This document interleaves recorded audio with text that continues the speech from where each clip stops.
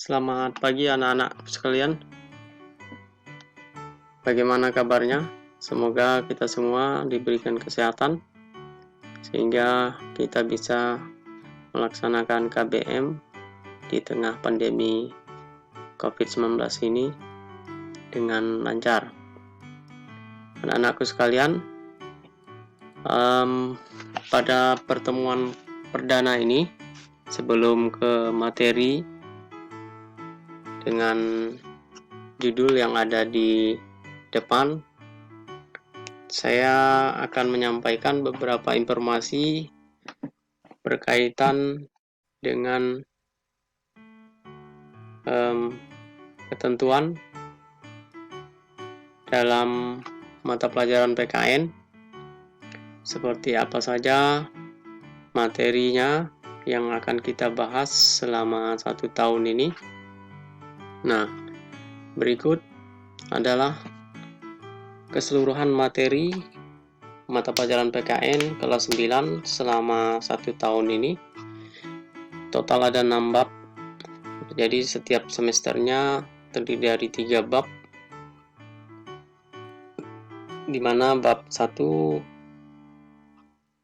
pada hari ini kita akan membicarakan mengenai dinamika perwujudan Pancasila sebagai dasar negara. Lalu di bab 2-nya kita membicarakan tentang pembukaan Undang-Undang Dasar Negara Republik Indonesia tahun 1945. Di bab 3 terakhir dari semester 1 yaitu Kedaulatan Negara Kesatuan Republik Indonesia. Lalu di semester 2 atau semester genapnya di bab 4 kita berbicara tentang persatuan dan keberagaman masyarakat Indonesia. Nah, keberagaman ini ada di materi kelas 7 ya, pernah kita bahas. Lalu harmoni dalam keberagaman masyarakat Indonesia. Kemudian yang terakhir, bela negara dalam konteks NKRI. Nah, di sini untuk materi bela negara memang posisinya ada di bab terakhir. Kalau KTSP kemarin justru ada di awal di bab 1. Nah, karena kita sudah menggunakan kurikulum 13, jadi berubah. Tentu materi disesuaikan dengan kondisi terkini.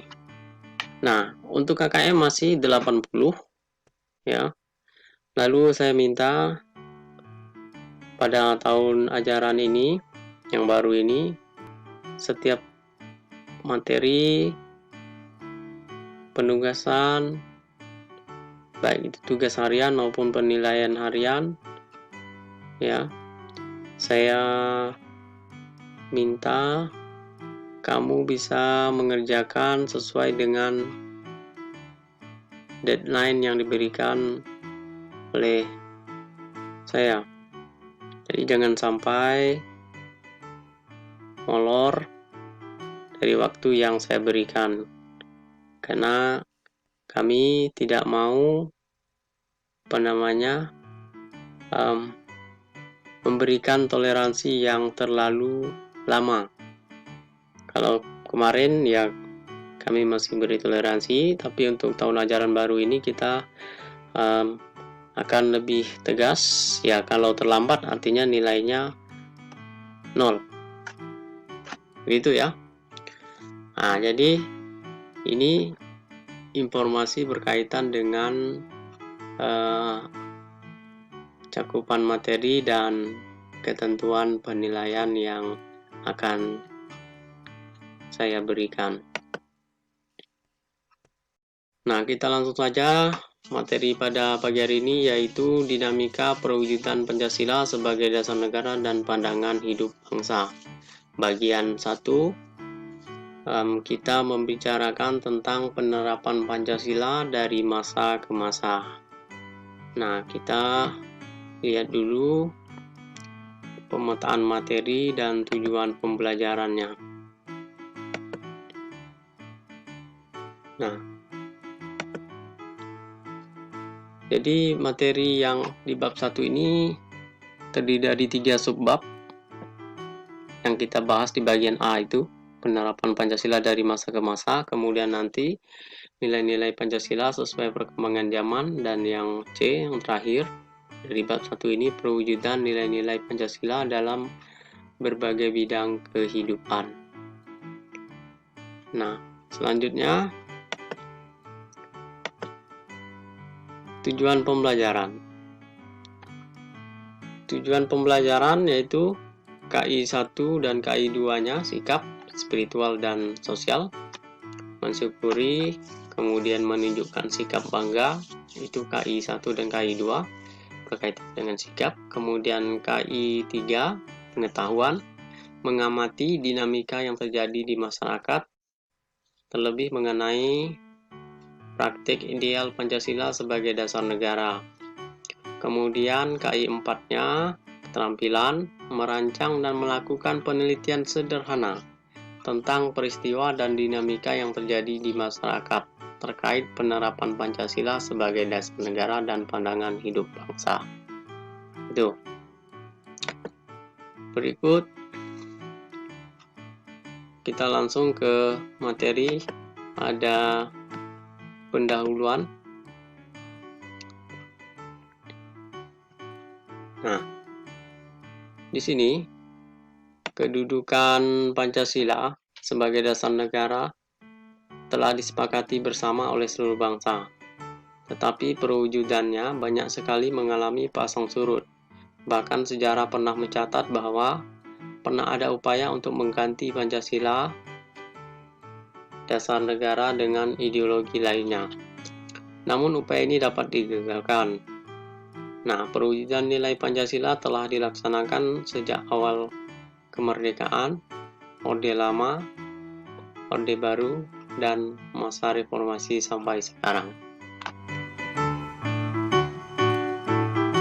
Berikut kita langsung ke masa yang pertama, tahap yang pertama, tahun 1945 sampai 59, masa awal kemerdekaan. Nah, pada periode ini penerapan Pancasila sebagai dasar negara banyak sekali menghadapi berbagai persoalan. Nah, ada upaya mengganti Pancasila sebagai dasar negara, kemudian ada penyimpangan-penyimpangan terhadap nilai Pancasila. Di antaranya sebagai berikut. Yang pertama, pemberontakan PKI. Jadi, ini pertama kali ya, karena pemberontakan PKI ini ada 2 kali. Nanti di tahun 65. Di Madiun ini yang pertama tahun 1948, pemimpinnya adalah Musso. Nah, tujuannya adalah mendirikan negara Indonesia, Republik Indonesia Serikat pada waktu itu, menjadi negara Soviet. Dengan kata lain, mengganti Pancasila dengan paham komunis. Lalu, pemberontakan Darul Islam atau Tentara Islam Indonesia (DITI). Ini terjadi pada tahun 1949, dipimpin oleh Sekar Maji Marijan Kartosuwiryo. Tujuannya yaitu mendirikan negara kita ini menjadi negara syariat berbasis Islam. Lalu ada pemberontakan Republik Maluku Selatan atau RMS. Ini terjadi di Maluku pada tahun 1950, dipimpin oleh Christian Robert Stephen Soumokil. Nah, bertujuan untuk mendirikan negara sendiri, artinya memisahkan diri dari Indonesia. Tapi dapat digagalkan juga. Nah, kemudian ada pemberontakan Pemerintah Revolusioner RI atau PRRI atau disebut dengan Perjuangan Rakyat Semesta, PEMSTA. Terjadi pada tahun 1957 sampai 58 di Sumatera dan Sulawesi. Ini dipimpin oleh Saripudin Prawiranagara dan Panji Sumual. Nah, gerakan ini merupakan koreksi untuk pemerintah pusat yang merasa ketidakadilan dalam pembangunan. Lalu APRA, Pemberontakan Angkatan Perang Ratu Adil. Ini di Bandung, 1949. Pemimpinnya atau yang mendirikan pemberontakan ini adalah Kapten Raymond Westerling. Jadi dia menganggap dirinya sebagai Ratu Adil yang dapat menyelamatkan rakyat Indonesia dari keterpurukan. Jadi menurut sejarah, beliau bersekongkol dengan Sultan Hamid II yang orang Pontianak itu. Sekarang lagi kemarin sempat heboh ya, kasus layak atau tidak dijadikan Sultan Hamid II ini jadi pahlawan. Ini masih menjadi persoalan. Berikut perubahan Republik Indonesia Serikat ke NKRI. Konstitusi yang berlaku masih Undang-Undang Sementara 1950.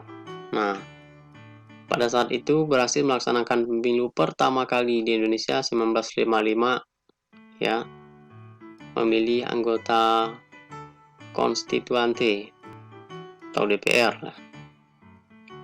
Nah, tetapi anggota yang terpilih itu tidak mampu membuat atau menyusun undang-undang yang baru, sehingga menimbulkan berbagai krisis yang menyebabkan pemerintah mengeluarkan Dekret Presiden 1959. Kita lanjut ke masa Orde Lama 1959 sampai 1966. Nah, pada masa Orde Lama inilah yang Soekarno menyerahkan jabatannya ya kepada Soeharto, ditandai dengan peristiwa pemberontakan PKI. Nah, ini yang kedua, 30 September 1965. Nah, periode ini dikenal sebagai demokrasi terpimpin. Artinya seluruh sistem demokrasi berpusat pada presiden. Nah, jadi otoriternya pasti ada pada masa Orde Lama ini. Kemudian masa Orde Baru. Pada periode ini konsep pemerintahan yang dipakai adalah demokrasi Pancasila. Visi utamanya dengan melaksanakan Pancasila dan Undang-Undang Dasar NRI 1945 dengan murni dan konsekuen dalam bentuk setiap aspek kehidupan.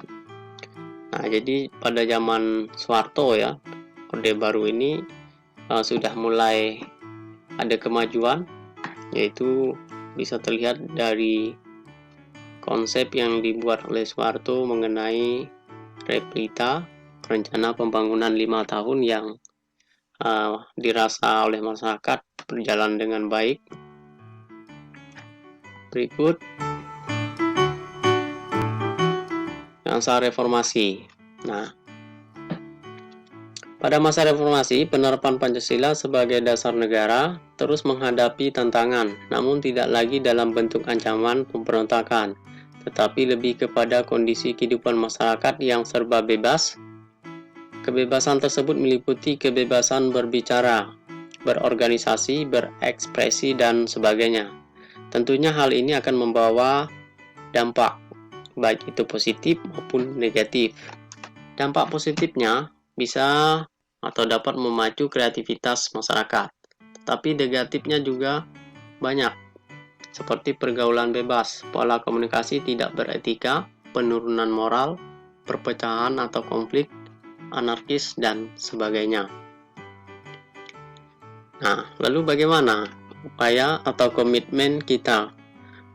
Jadi diperlukan upaya dan kewaspadaan yang disiapkan untuk menghadapi tantangan-tantangan yang tidak sesuai dengan ideologi Pancasila.